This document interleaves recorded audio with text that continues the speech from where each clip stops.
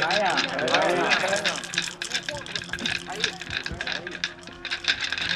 你刚才就被这大哥骗了钱，就是他。天灵灵地灵灵，赌神菩萨第一灵，猴子小鬼抬元宝，一只一只抬进门，通杀。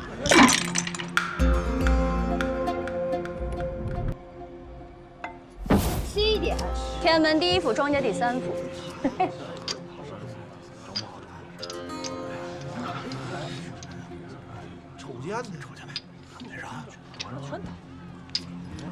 你刚才就被这大哥骗了钱，啊，就是他。他是我们这有名的恶人。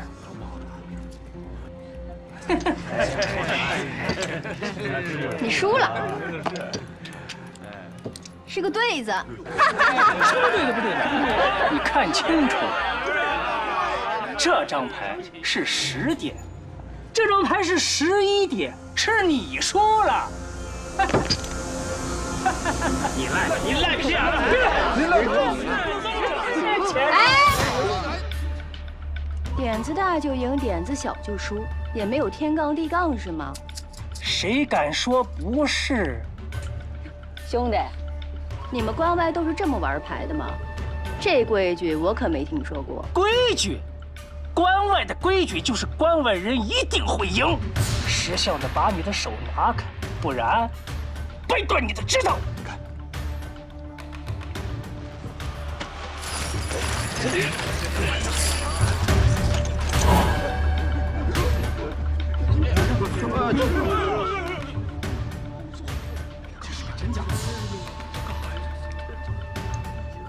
按照你们关外的规矩，是你脑袋硬，还是我子弹硬？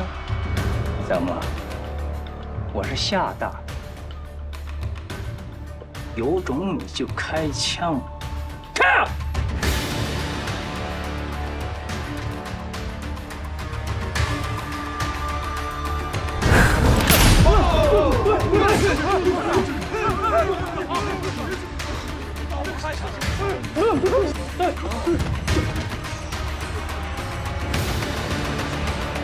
你猜我敢不敢？赌吗？我赌你不敢，你不敢。诸位，帮庄还是帮闲？再不下注，我就扣扳机了。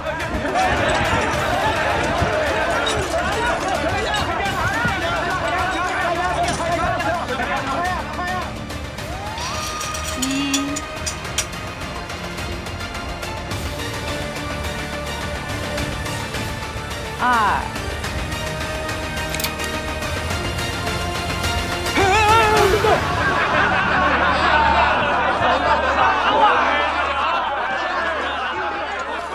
哎，李家大少爷，你让我等得好苦啊！他们跟我说你在这儿。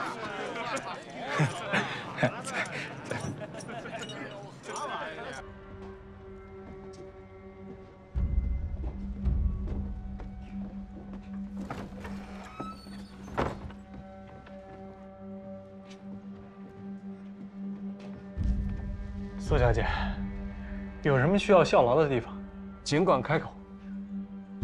这是我当地的好朋友，武兄，他对宁古塔的事儿熟得很。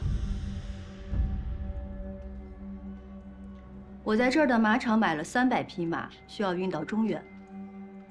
古先生有什么好办法？买马，为什么要来这里啊？要是论耐力，穿马、颠马都挺好。难道你要买的是军马？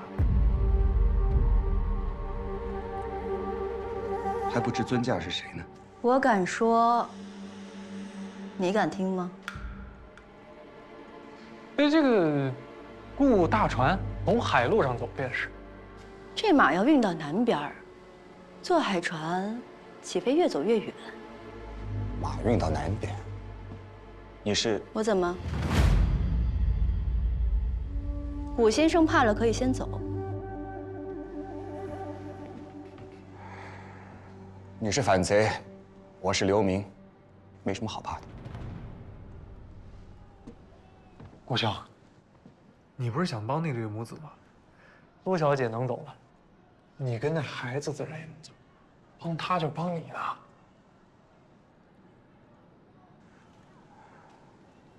还不知道苏小姐具体要把这些马运到哪儿？只要出了城，其他事儿不用你管。行吧，那容我想想办法。等一下，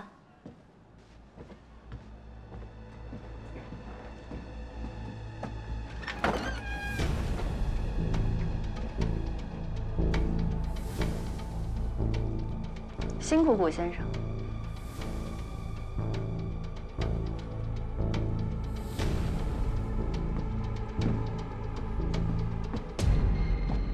苏小姐，你不怕他告密啊？要不是我给他开门，他早被打成筛子了。这个人是个聪明人。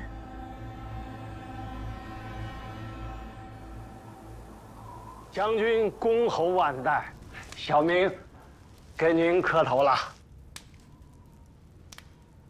天寒地冻的，跑这儿来干什么？受朋友之托，运点海盐回去。哪儿的人啊？回将军话，小明是山西平遥人。我听说山西之富全国第一，那儿的人放个屁都油裤裆。这点门包换到别人也就算了，你嘛，古平原去那么久，回来没有啊？刚刚回来。那怎么不告诉我呀？让他滚过来！这。将军，那小人告退。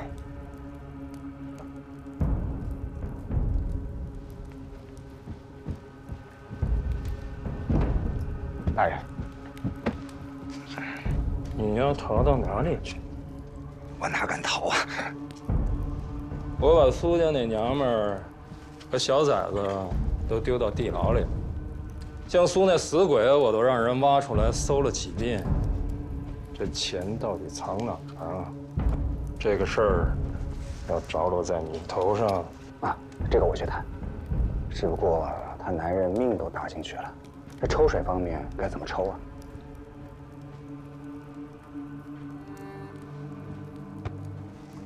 年前我要跑一趟吉林，孝敬上面，得多多的备银子。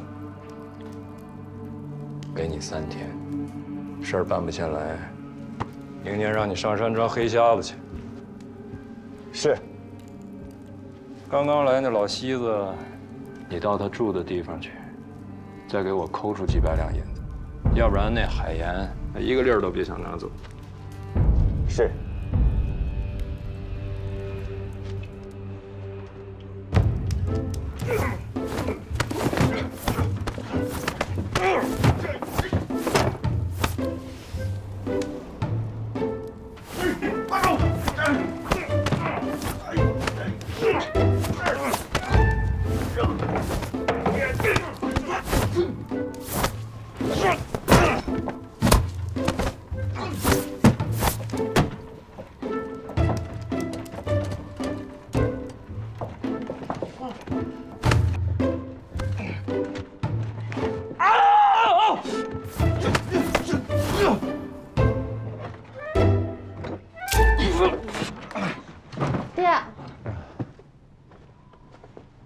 给我弄点茶来。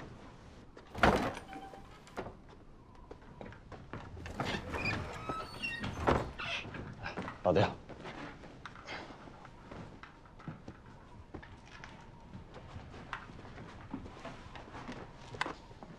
您说这天越来越冷啊，咱们在这待了2、3天了，哎呀，也是有点闲。你以为我不着急啊？那个姓徐的官儿啊，简直就是棺材里伸手，死要钱。顾先生说送2、300两，我想着早点能办下来，就多加了100两。他反倒不干了。那他什么意思啊？咱再加100两啊？不行，这个事儿不能跟天灯油似的，一会儿100两，一会儿100两。他反倒不肯放我们走了。这事儿是我办的冒失了，只能等等了。等顾先生过来，我再向他请教。爹，那个古先生，我们是不是在进城的时候见过他一面？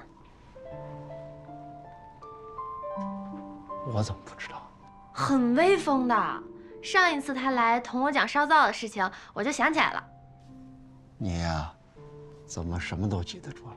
你倒是应该好好想想，你是个女娃娃，别到处抢着跟人说话，一点规矩都没有。我去看看马，天儿实在太冷了，加一次料可能不够。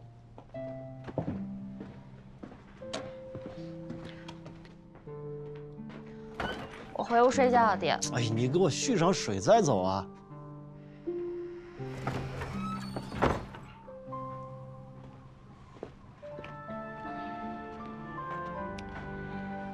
您不说，我哪敢给您续呀？弄得我一点规矩都没有，没大没小讨人厌。闺女，你知道这儿是什么地方吗？宁古塔，不是流犯，谁会待在这儿啊？防人之心不可无啊！咱们呀，老老实实的把事儿办完，回家过年。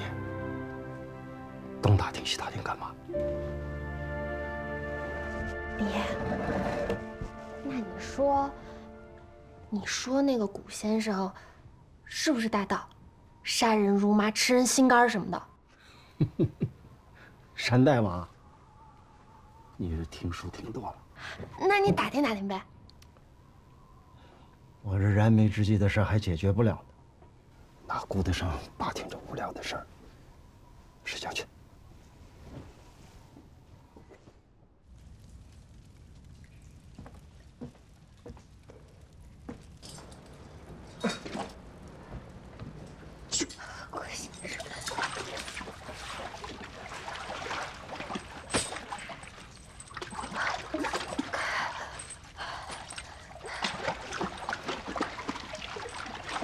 大嫂，苏大哥的尸首我找回来了，已经埋上了。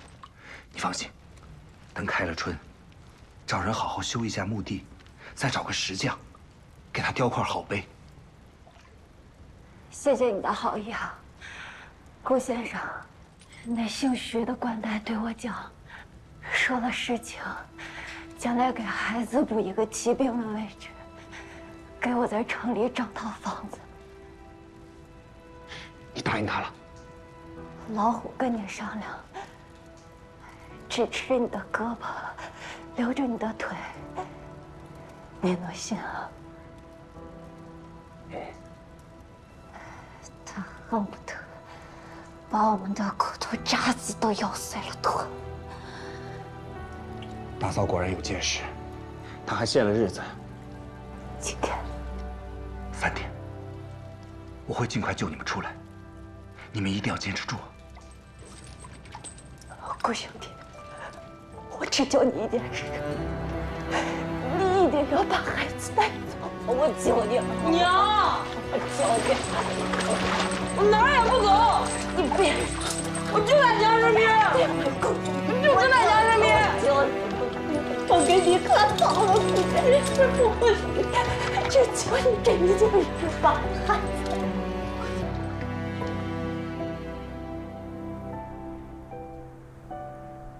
四爷，嘿，顾先生，可算把你盼来了，快，请。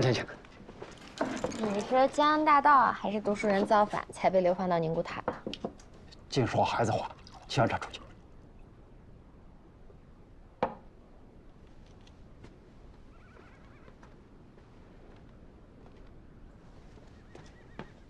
哎，顾先生，不知四爷上回给了多少门宝啊？我寻思着着急回家，就给了400两。可是徐官太非说山西富甲天下，这个钱不够。给的越多只会越麻烦，只能让他觉得你越有钱。你明白的告诉我，你若帮忙，需要多少钱？莫怪。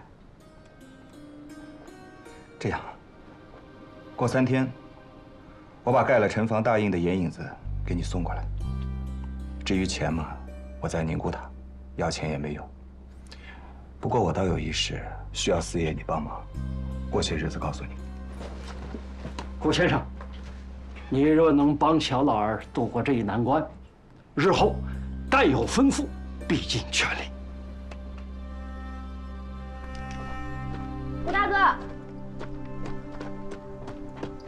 怎么，四爷还有什么要交代的？四爷没有什么要交代的，倒是我想打听个事儿，成不成啊？啊，你问。你流放多久啊？过了这个春节第5个年头。哎，我听说这都是大盗反贼，你怎么也不像？我就是大盗反贼。我之前杀了很多人，所到之处，鸡犬不留。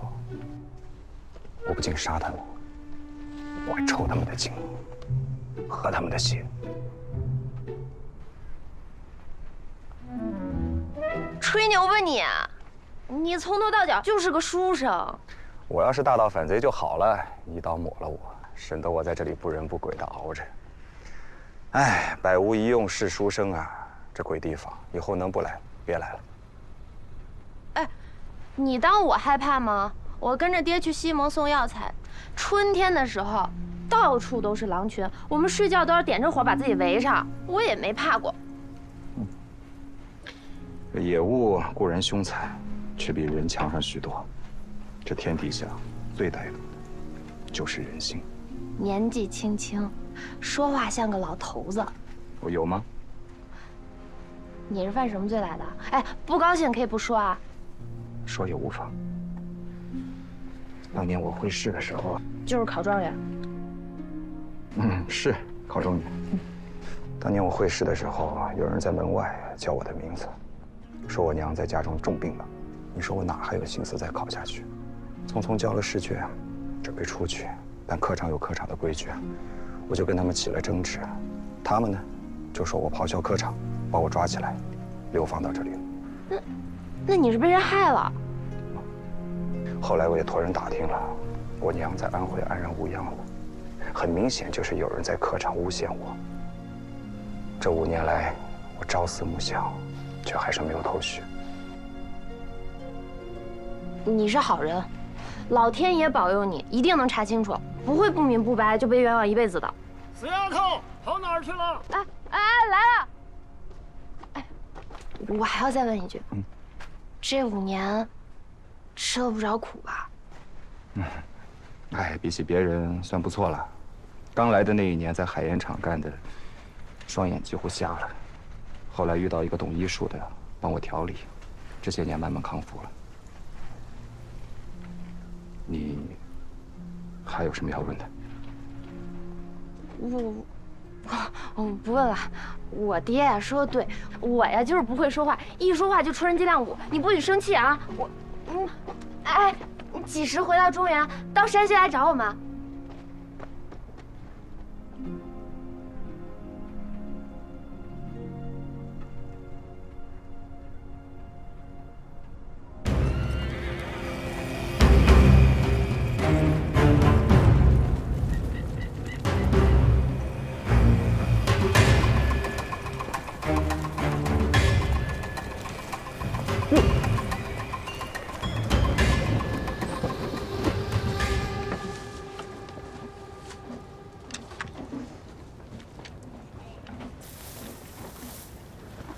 这些俄国人，枪炮造的当真好。若是把他们弄到大清来造枪造炮，岂不是大发利市？眼下南方战事吃紧，连买枪炮都难，更别提造枪造炮。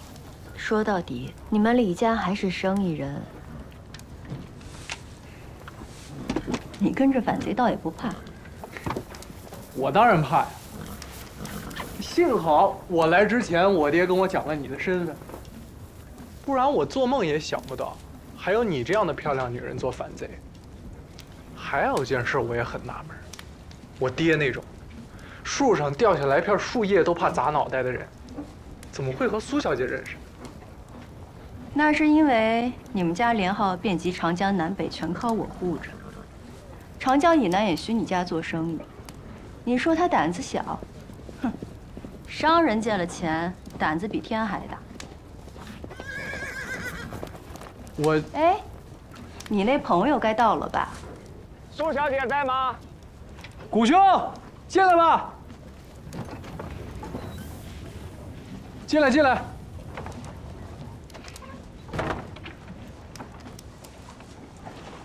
坐。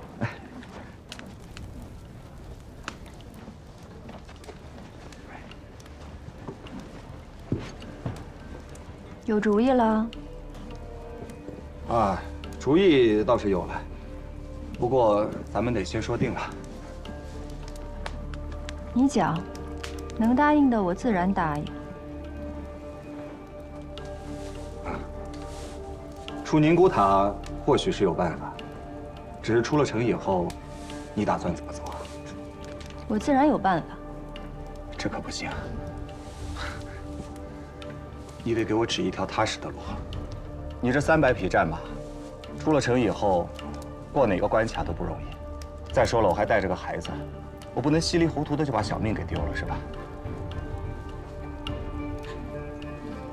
哎呀，古兄，我看你这就是害怕。我九死一生来到宁古塔，死我倒不怕，只是家中还有老母和兄弟，我不能因为伙同你们而连累到他们。你得让我信你。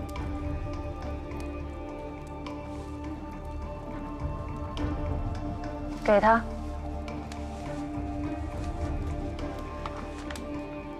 辽阳卫的守将是我们的人，他已经给我们准备好关防。我们出山海关入直隶，下山东，坐船回南。哦，如此便好。古先生不如同我一同回南，比留在中原要好得多。我不做反贼，这2个字很吓人吗？你宁可在这当奴才，也不肯为我效力。人各有志嘛。古兄，你现在是个流人身份，谁敢收留你？谁敢保你？你想读书考不了功名，想做买卖，你连个籍贯都没有。你现在这样，你敢回家吗？天地之大，无处存身。这话见得明白。回到中原做个黑人，担惊受怕的活着，值吗？实不相瞒，高堂老母体弱多病，我若在这里一直待下去，怕是都没办法见她最后一面了。当年我在考场受辱，我的冤情也得查清楚。大丈夫岂能空劳于此啊？若苏小姐此次可以帮忙，我古平原定当结草衔环以报。好，古先生这句话我收下了。一点见面礼，留着防身。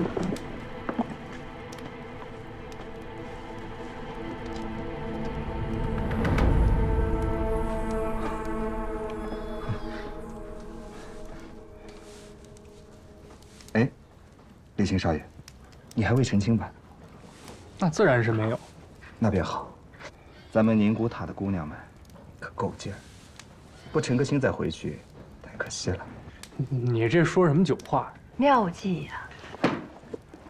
来，随我进城，给你挑个好的。为什么非得是我呀？不是你5选连号的李清大少爷，谁用得了那么大排场啊？不是，哎，这非得是我。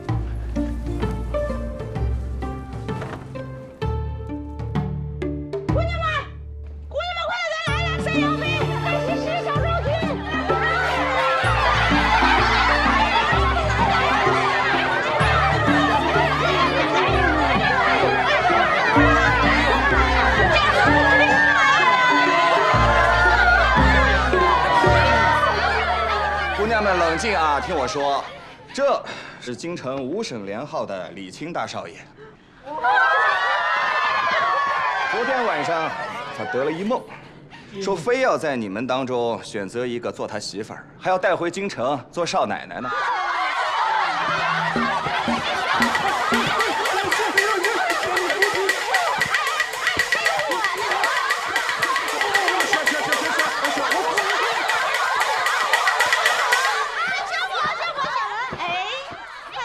这一大早啊，肥猪就拱门了。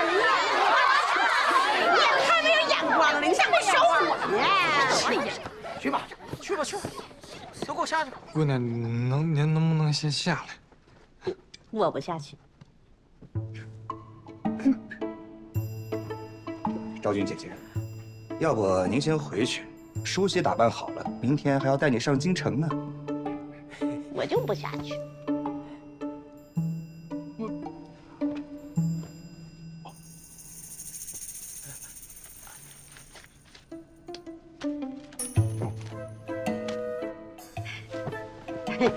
这还差不多。我跟你说呀，你可捡着了。我这一走啊，这宁古塔大半的老爷们儿都得哭死。差不多吧。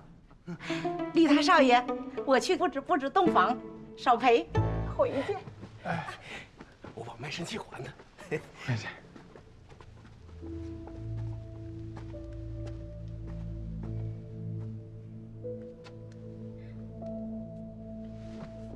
多谢二位。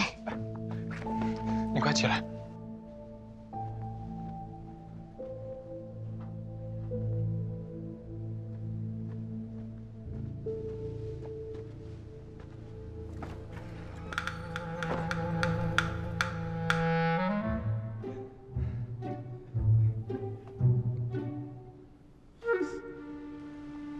哎呦，我死了，算了。温柔乡啊，看来你是舍不得走了。滚蛋！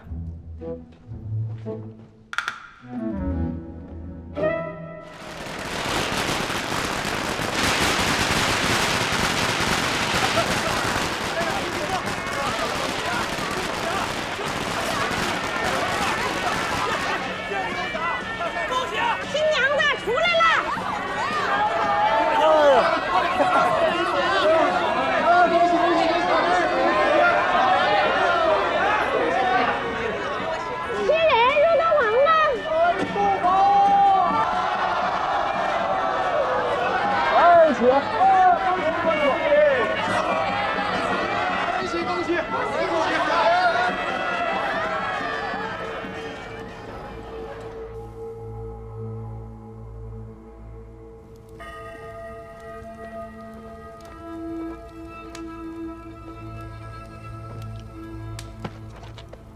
我跟你说个新鲜事儿啊，京城5省联号的大少爷正在窑子里成亲，全城一半的老百姓都去凑热闹，凡是去的都有赏银，4个碟子8个碗的流水席啊，酒随便喝。我刚回来，我现在进去陪他喝酒，你也知道的，他一喝多了就倒了。你看你要不要啊？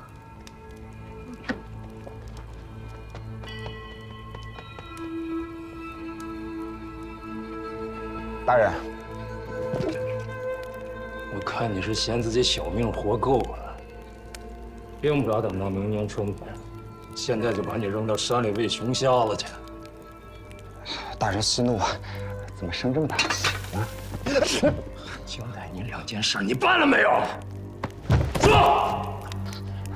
回禀大人，您交代我的2件事，我都办妥了。钱呢？我跟那母子俩都谈过了。他们说，大人只要5万两银子，很仁慈了。要是能把他们母子送回中原，就算是10万两，也愿意乖乖的呈上了。你答应的？啊？真的把他俩放了？你还有几年刑期啊？还有10年。你把银票骗出来，我给你减5年。当真？像那对母子一样，放我回中原？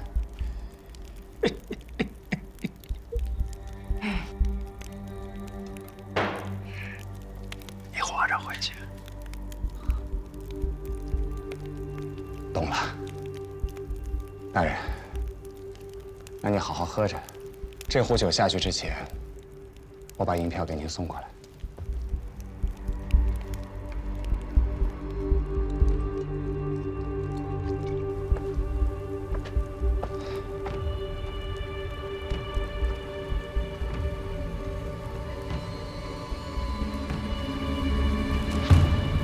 他信你，你得受了孩子这个礼。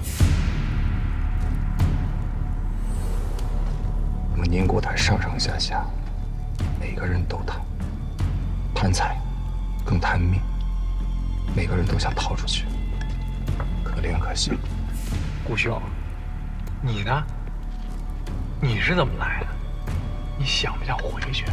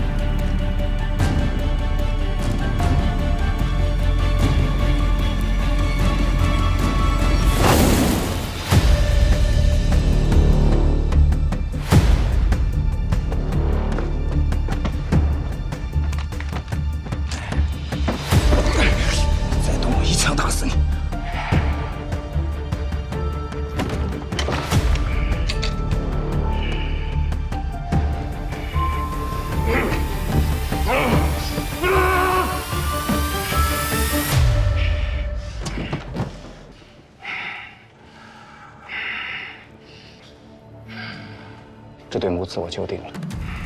兴许我忍了5年，就为了这一天，会师被人陷害，我必须查出真相。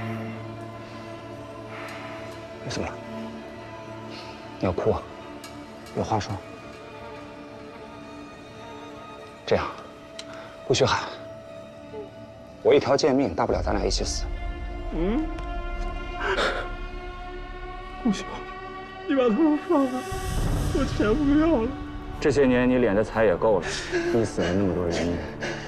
今天的事情你要想秋后算账，只找我一个人，记住了吗？姓顾的，行。宁国塔200多年，还没见过犯人绑棍的，你逃不掉。咱俩再见面的时候，老子把你劈吧！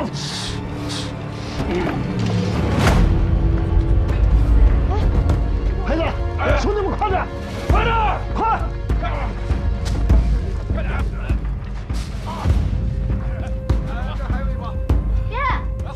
烟我都验好了。好，好了，准备回家。少手回家了。上门。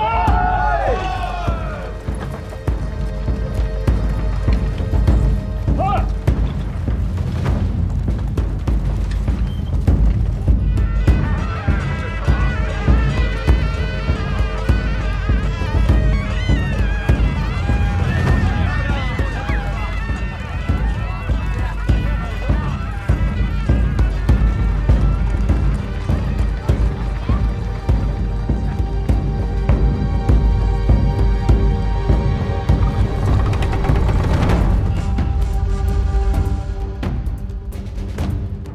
你说只带2个人走，母子俩都得带走，留下谁也后悔。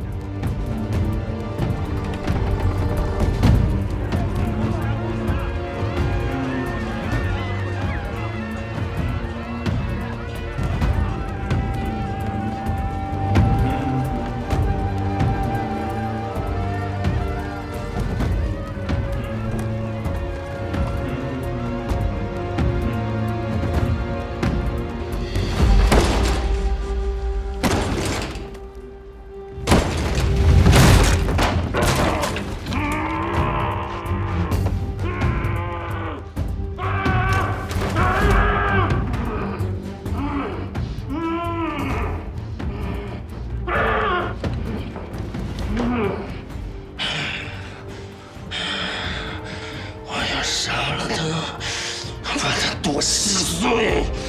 我要杀了他，杀了他！同志，一路下去便是疗养，咱们就此作别了。你不和我们一起走？昨天我让那姓徐的吃了个大亏，他一定不会善罢甘休。我们若在一起，只怕到最后谁也走不了。顾兄，李公子，倘若这一次可以侥幸活下来，咱们中原再见吧。李兄，那就麻烦你照顾苏大嫂和她孩子。你放心吧，我都安排妥当了。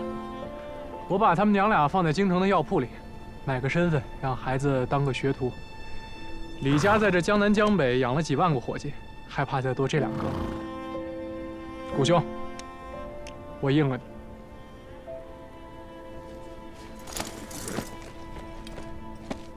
别走！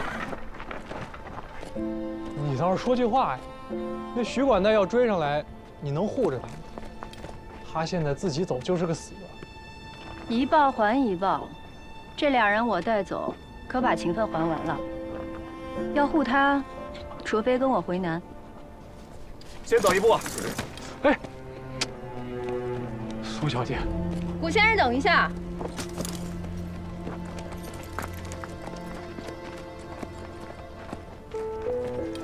刚来宁古塔的时候，我还纳闷呢，这么多流放的犯人就这么住着，也不堪押起来。后来我想明白了，方圆几百里连个人烟都没有，逃都逃不出去。你哪里有别的路可逃？听天由命吧。你要答应跟我回南，我有办法保你平安无恙。我若是在宁古塔还有机会回去，但若是做了反贼，就真的一点机会都没有了。苏小姐的一番美意，我心领了，咱俩的账清了。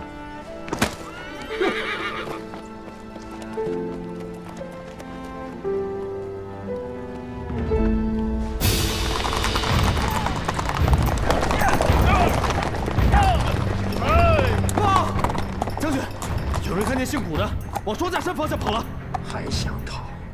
再一个书生跑不快，都给老子加把劲儿！我非把这个狗东西碾碎了不可！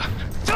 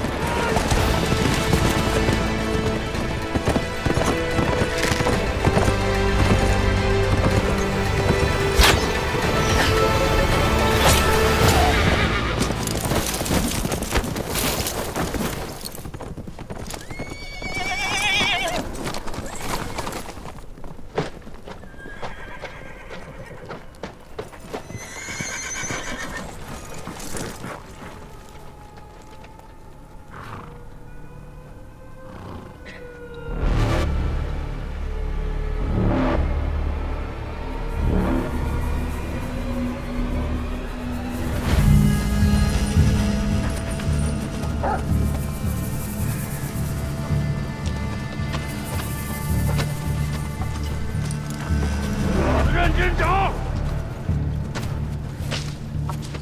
带着箭头能跑多远？找！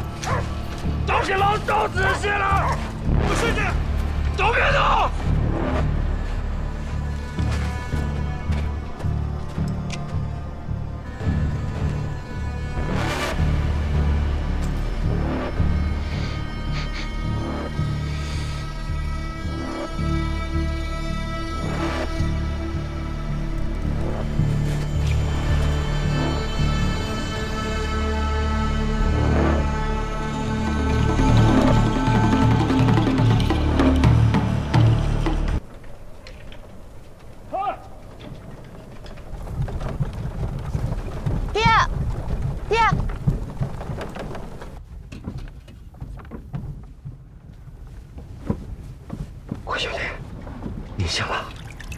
娘给你拔了剑，狼牙剑上有刀刺，幸好没伤到骨头。是。我爹说你不能喝水，来，吸点湿气，舒服一下。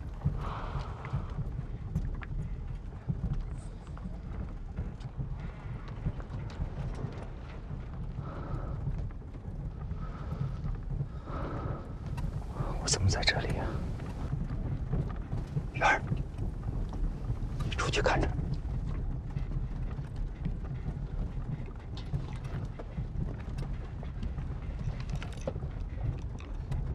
我兄弟，你冒这么大的风险，帮长思度过这一难关，亲手小老儿一拜。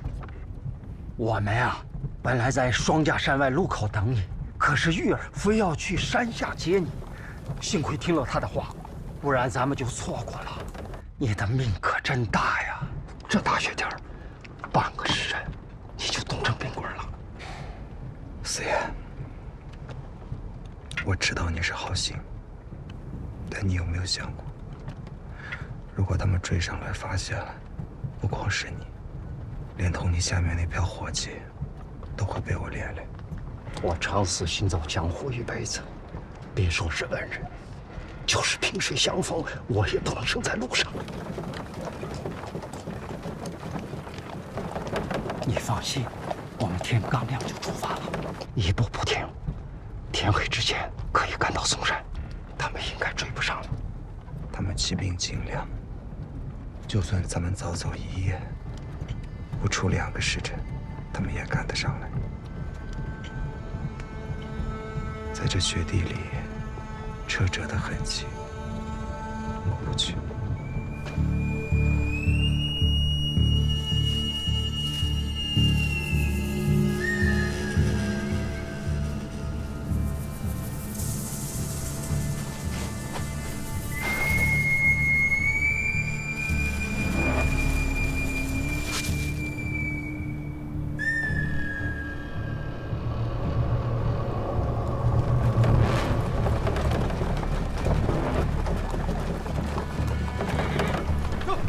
快撤！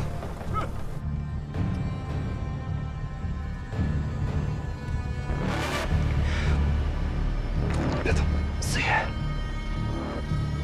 我有个办法，可以死里逃生。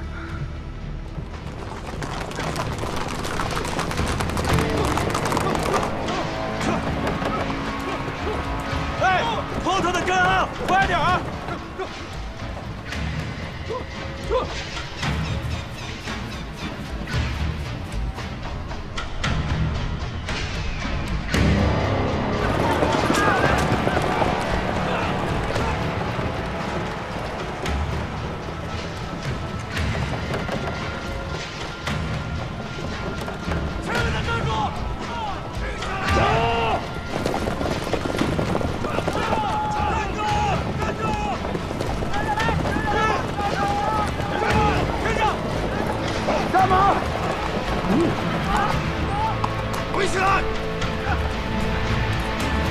徐大人，徐大人，有何指示？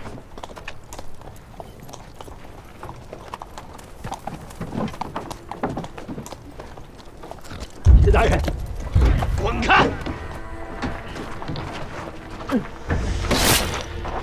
里边去！让开！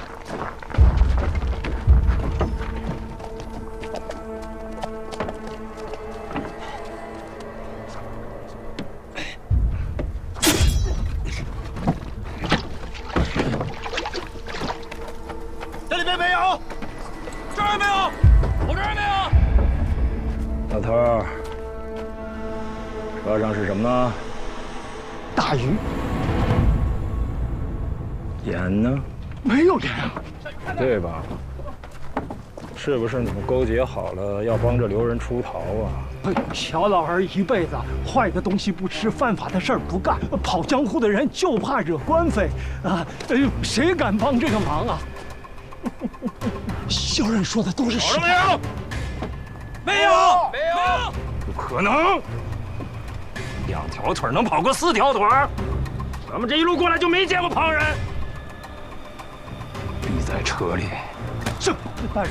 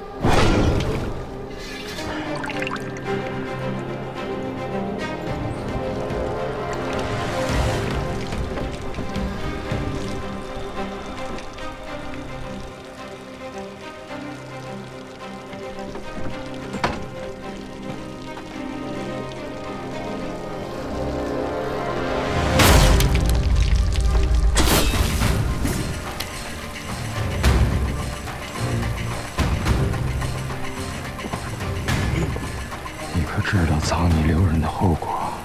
你小人有几颗脑袋，敢干这种事儿啊？我说的都是实话。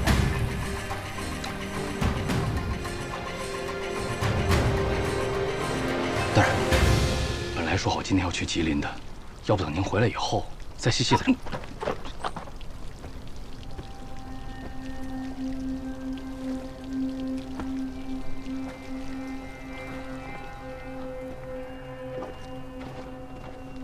都上马！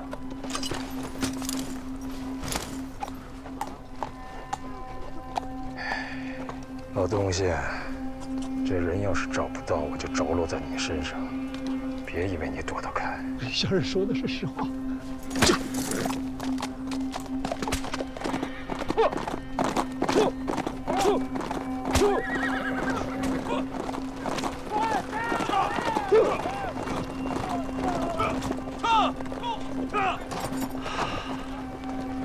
孩子，赶紧上车，抓紧赶路。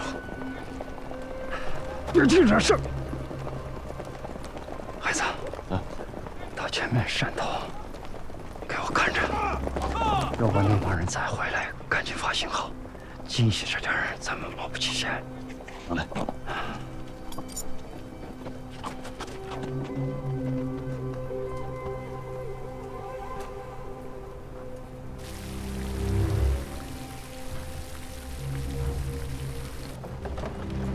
C， 稳妥起见，让装满盐的车先走。兄弟们，把做饭的家伙事拿出来，凿开地面，往那3辆车里灌。把你们吃的面饼泡了香油，撕碎了放在筐里，系上绳子放在水里，半个时辰以后提起来，抓了鱼装车里。这里地势一马平川，藏不住人，只能冒险一试了。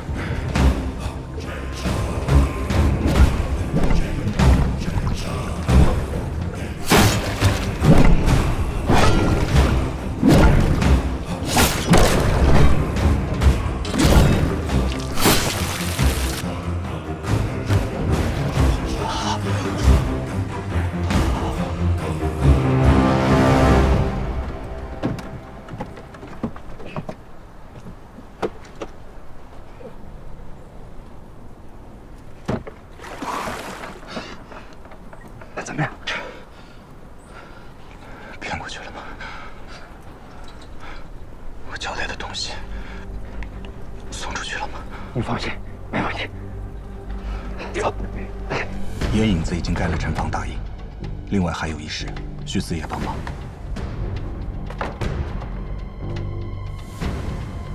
门外有一包账本，急速派人送至吉林将军府，救命良方，越快越好。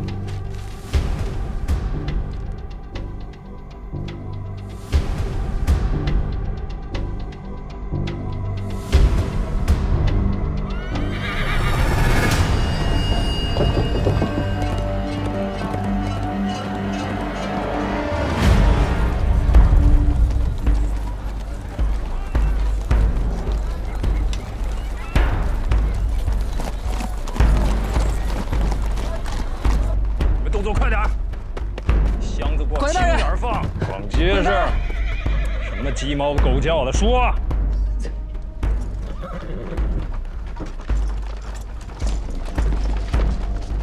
标下给大人请安。标下未能城外迎接，死罪。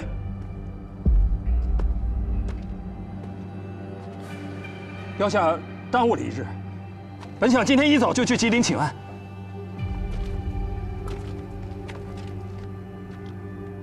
这是什么？是孝典将军的毛皮，这些虎皮是属下亲自挑选，都是一箭胜穿双眼，皮子一丝一毫都未伤到。这是什么？参酒，里面都是野山参，标下选了最好的参炮了，给将军大人滋补身体。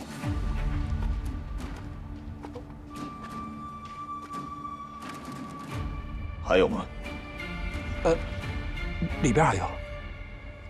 收获真不错，把东西给他。看上面的账目对不对？怎么，自己的东西不认得了？将军大人，这是那些犯人污蔑在下的，都是子虚乌有的事儿。标下对将军忠心不二。送账本的人还附上了一张单子，上面说你贪赃枉法，你把朝廷犯人当作自己的家奴，予取予夺，草菅人命。说，我不管，他就要送往京城。这个古平原可是你的手下，所以麻烦你老兄摘掉帽子，让我好好查一查。将军大人，这是绝对没有的事儿。标下是朝廷命官，大人不能提起流犯的话。单子上还说，你给南方反贼提供战马，这可是诛九族的大罪呀，连我都得被连累上。这事儿有吗？没有。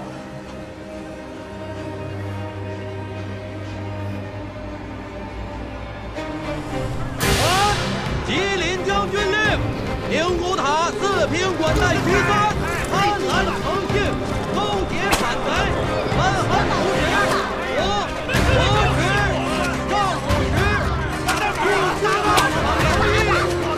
宁古塔四平管带徐三。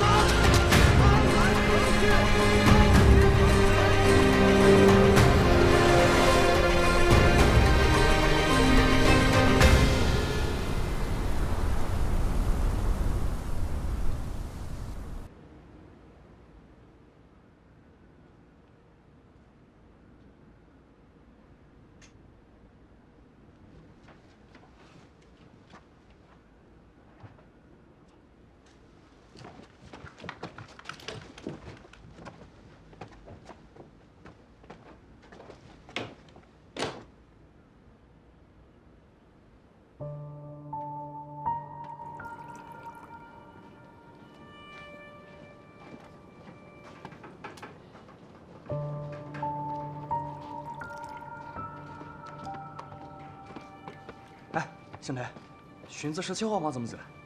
哎，你老兄可不要乱走啊，让巡场看见就麻烦了啊！我从会址来找个堂相，我走的时候他娘憋的就剩下一口气了。图见到他的时候一定抓他回去。这个人姓谷，上品下云。嘘，巡场的来了。哎。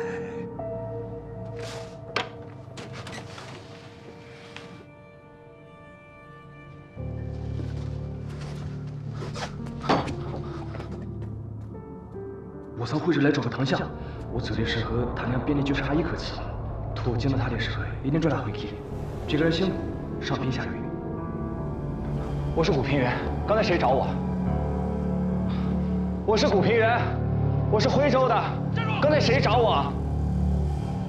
我是谷平原，我是徽州的。考场之内禁止说话。刚才有人找我吗？走。我是谷平原。科场之内，这里都是局子，难道说你们在抓贼吗？家中老母病重，我心如刀绞，学生要交卷，这一科我不考了。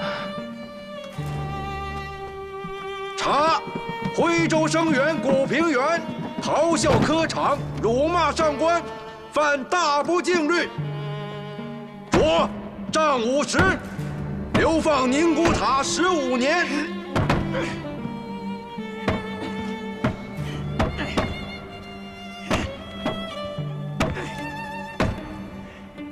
走走。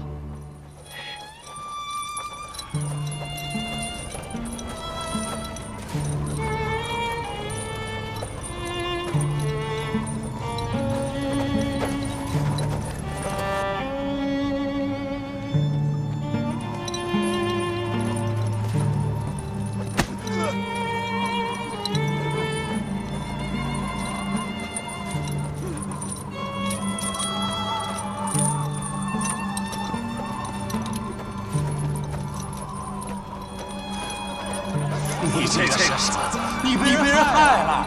可我听得真真切切，他娘憋的只剩下一口气了。哎呀，这个人年纪轻轻的，被流放15年了，人家可惜了嘛这谁要害他？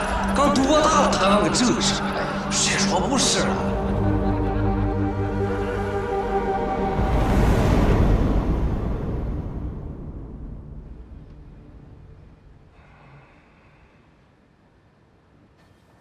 你哭什么？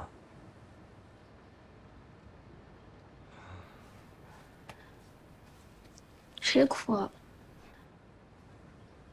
先擦还来得及。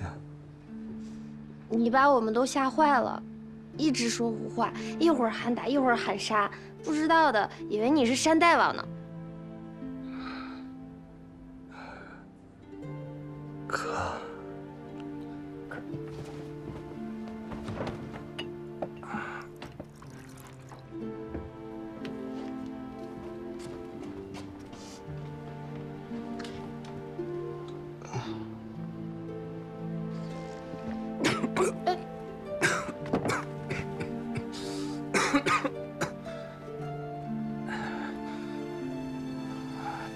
干嘛？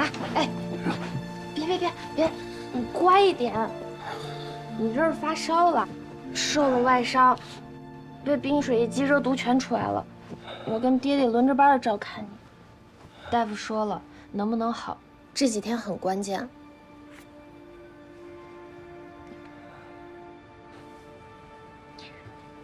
不说这些了，哎，我给你讲个笑话。有一个人，他这辈子做了好多好事儿，他死了之后呢，见到阎王，阎王爷就跟他说：“你可以自己选一个人家投胎，随便挑。”于是他说：“我想选一家家财万贯、无父无母、娇妻美妾，一辈子平安吉祥，最后得享高寿。”阎王爷就说：“哎，老兄。”要有这样的地方，我就去了。你来当阎王好不好？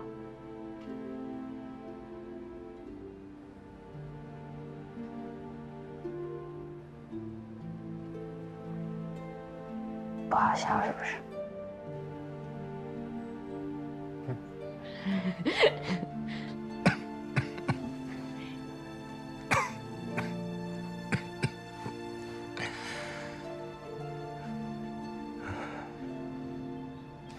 若要来生，我想像你一样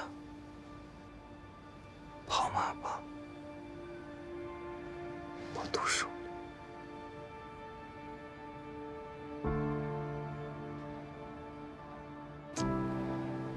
怎么突然说这个呀？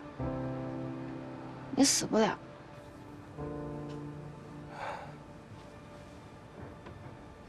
是吗？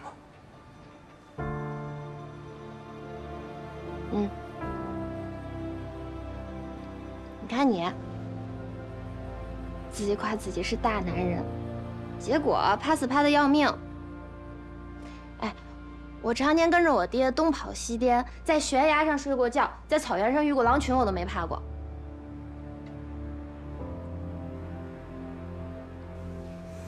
就开始怕了一点，后面我就不怕了。我如果真死了，有你们哭，有你们埋，我不怕。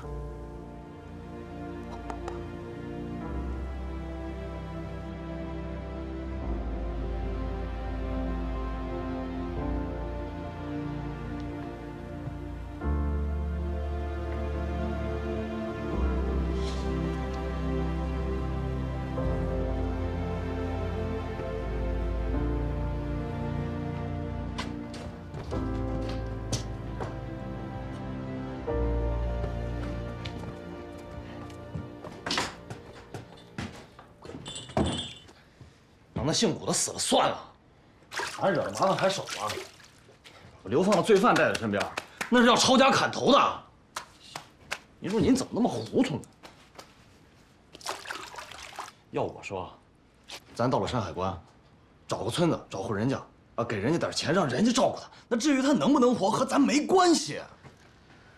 他现在啊，病得这么重，离开咱们，死路一条。那为什么非得带他走呢？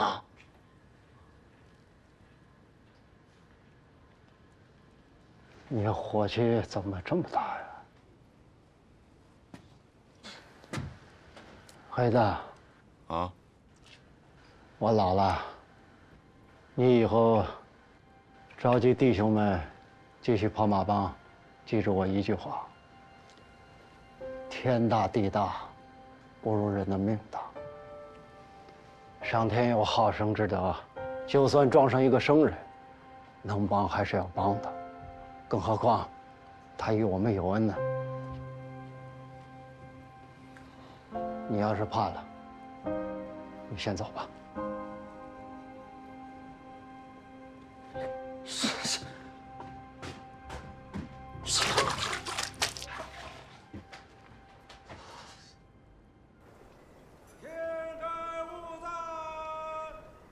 少爷回来了！少爷回来了！快去厢房给老爷报一声，走走，定有赏钱。少爷，少爷，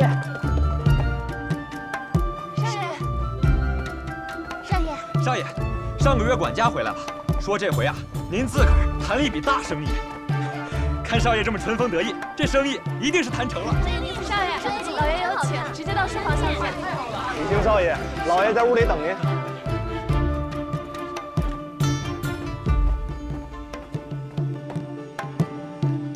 孩儿回来了，给父亲大人请安。进来。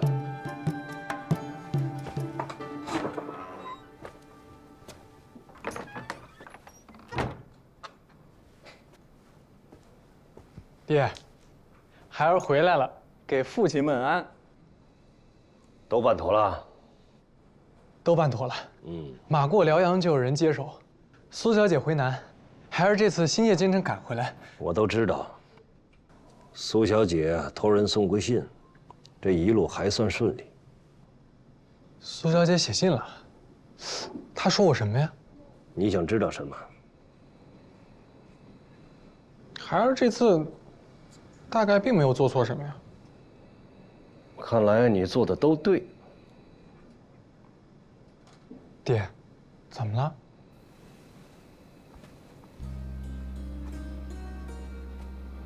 你为什么跟逃亡的刘仁打交道？你知不知道大清的刘仁法，包庇窝藏与刘仁同罪？咱们家家大业大，多少人眼睛盯着，巴不得咱们出事呢，他们好群起攻之。爹，没您说那么严重吧？那张广发买人参娃娃回来，还带了一个孩子呢。我把兄弟托付给我那对母子呀，放在咱们家药铺里了，改名换姓，当学徒养着呗。我没说他们。你说古平原啊？没那小子，我们根本回不来。爹，那个人您是没见过，我觉得倒也是仗义、有担当的人，就是不知道他这次活下来没有。要是活下来了，可以和他做朋友。做朋友？你跟他做什么朋友？他一下带2个人出来，那官府要是查我们，全家人都得被你害绝了。那苏小姐？苏小姐是苏小姐，你是你。他要造反，你想跟着掺和？他去买战马，我让你协助。他能买得进，带不出来那是他的事，你出什么大个的？还找人帮忙？哎呀，爹，反正我做什么都不对，天底下您最英明，但又不是我要去的。那苏小姐是您让我等的呀，那苏小姐她是反对您是什么？您那还怪起我呢？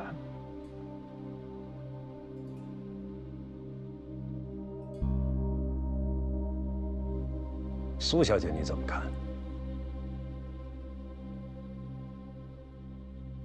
美女蛇，美则美矣，感觉冰凉，摸不透，而且她的手段狠得让人害怕。我走过南七北六13省，见过大大小小的生意人，他应该算得上是第一聪明人。我不敢不帮，也不敢招惹。他就是我命里的劫数。爹，那您跟他怎么认识的呀？为什么这么拼尽全力的帮他？无非以利诱之。生意人贪财，读书人贪名，当官的贪位子，只要心有所求，那就算是跳了崖了。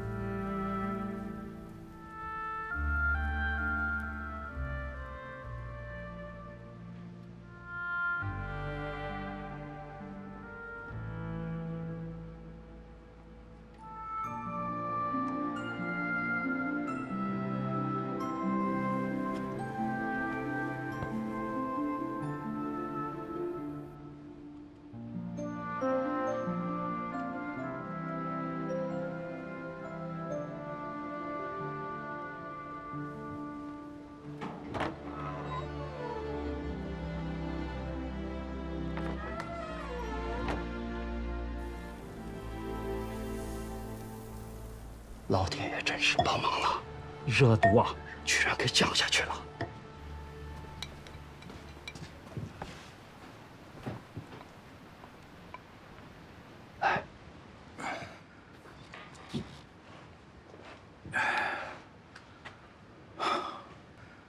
真成吃糊的了，喝口粥都费劲。打上初一啊，慢慢就好起来了。大难不死，必后福啊！四爷，我顾平原这条命是你救回来的，我一辈子念你的恩，不知道将来有没有机会可以报答。哎，讲什么报答不报答的？我长此走了一辈子江湖，这是最后一次，能把你救活，算是圆满了。常姑娘们，这些日我迷迷糊糊的，每次醒来看到他，不是在煎药，就是在打水洗手间。我这一条贱命还能有这种福报，我想好好谢谢他。不说他了，说说你吧，今后有什么打算？我不知道。乡里的那些人都知道我被革了功名，被流放了。我怕我猛地这么一回去，会惊动官府。你就跟我一起回平遥吧。我怕不妥。好了，就听我的吧。你家里还有什么人？有个老娘，还有弟弟，还有个白老师。还有个老师？白老师对我很好的，他还把他的亲生女儿许配给我。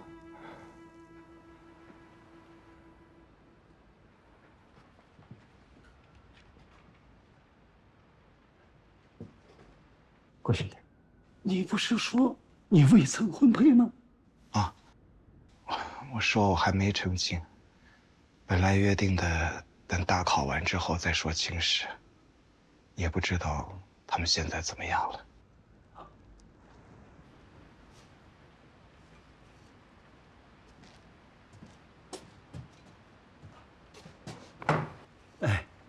你好好歇着，少说话，伤气。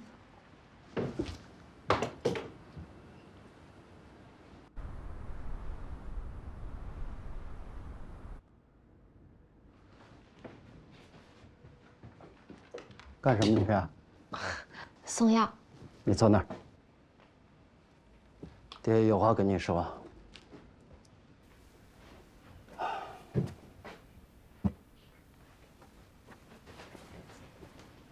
孩子，从今以后，照顾古先生的事儿，你不用管了。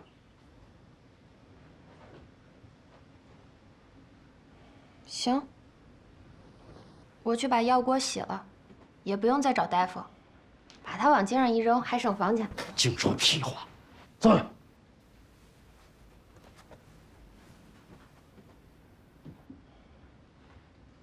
不是你想让他活吗？提着脑袋一路带着他。我说的是你。人过去，心不能过去。这些天你没日没夜的照顾他，爹都看在眼里。我提醒你，你还是个姑娘，还没找婆家呢。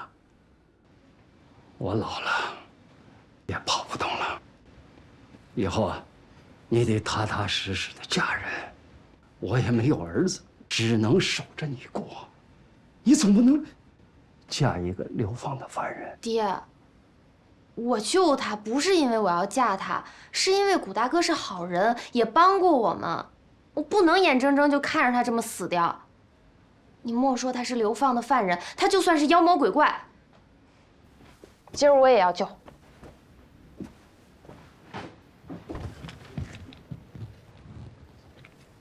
烫着。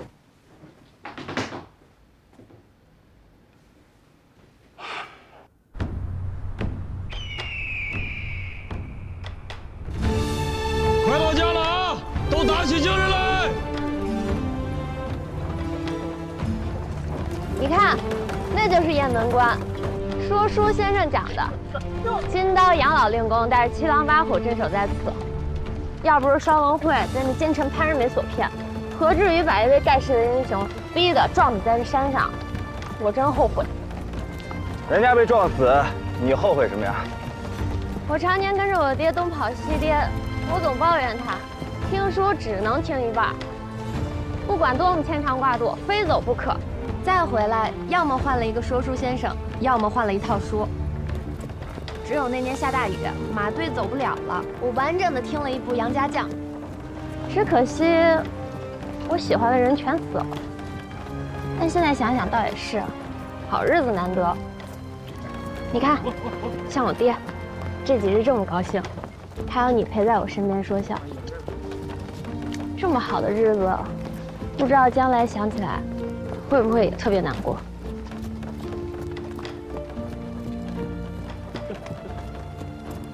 你当我瞎讲吧，我爹总说我爱胡思乱想，没个正经。我觉得你说的挺好的。古人常说，努力爱春华，莫忘欢乐时。人这辈子快乐的时候本身就没有多少。下次你爹再跑马帮，我想跟着学学做生意。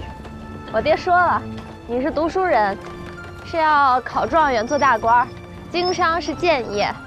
我还考状元呢，我都被人革了功名了，这辈子都没有当读书人的资格了。天底下士农工商，但谁说商人就不如读书人？哎，你说如果我求求你爹，让他收我为徒，教我做生意，他能答应吗？我爹必然十分欢喜。他若不教你，我可以教你。嗯。哎，古大哥，我问你个事儿。你想？你千里迢迢逃出来，就是为了跟我爹学做生意？我若说是，那便是骗你。实在是，我经历的这些劫难吧，都太过古怪，到现在也想不明白原因。但这辈子，就算是豁出命去，我也得搞清楚。什么？在我儿时，我爹外出会试，结果一去不复返。待到我要去京城会试之前，老娘再三叮嘱，无论如何都要找一找我爹的下落。我去到京城四处寻访未果，之后便在考场里出了事。我总觉得后头有一只手，一只看不见的手，在向我父子痛下杀招。至于中间的是是非非究竟是如何，我若不逃出来，一直在宁古塔，我想破了脑袋也没用。那你要到哪里查出真相？开始只想着先逃出来再说，如今真成了流犯，天下之大却无处可逃，真是进也不是，退也不是。卜大哥，你是好人，天下有路，天下人走，你不妨委身在此，学学生意，等到朝廷大赦，再动身也不迟，何必长吁短叹呢？你说的对，我这古族人的酸气又冒出来。准备下山。咱们快到家了。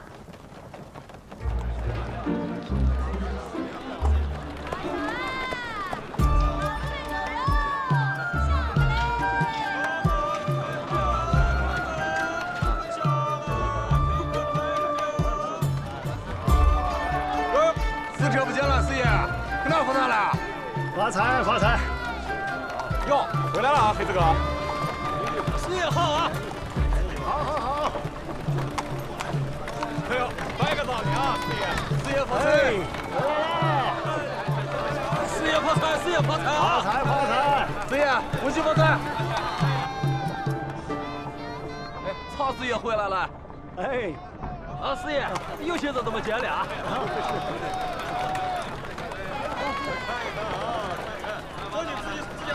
哎，你没见过银子啊？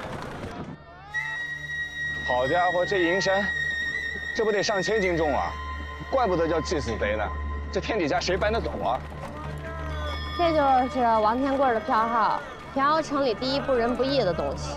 若不是他，我爹何至于到冰天雪地的关外去受罪？走。四爷怎么了？出什么事了？我爹前年就不打算往外跑了，买了一个房子，包了官家的2亩盐田。那王天贵不知道听谁讲，说我家那套宅子盖在平遥县城的龙头上，最是发达。他几次想买，我爹不肯卖，他就唆使那李赖子到官府里去告。县太老爷也被他给买通了，案子挂起来不审，还封了盐田，说结案之前不许出言，差点没把我们家给憋死。